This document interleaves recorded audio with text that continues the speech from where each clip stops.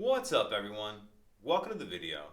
Today we're going to take a look at how to get a 2020 Chevy Trax unlocked, opened, and started if the key fob dies. So this is only going to apply to the Traxes that have a push button start ignition. And like I said, it's a 2020 Trax in this video, but it will be the same on a few different years.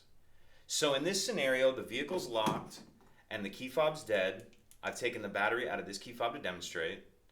So the first thing we need to do is remove the emergency key that's in the bottom of the key fob.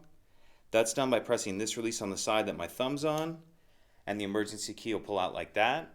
Now we'll use this emergency key to unlock the driver's door. And after you unlock it, it's a good idea to go ahead and throw the emergency key back in the fob just so we don't lose it. Now as soon as we open the door, the alarm's going to start going off. How we're going to stop the alarm from going off is we need to start the vehicle. How we're going to start the vehicle with the dead key fob is we're going to get in, place the key fob in the cup holder, and then we'll be able to start the vehicle as normal. So let's give it a shot.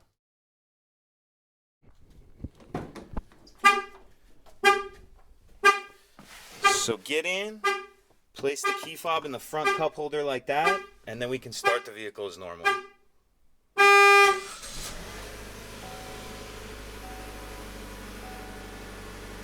And now you're ready to drive as normal. And you'll just need to replace the battery in your key fob as soon as you can. So taking another look at the cup holder, that's how the key fob needs to sit in there.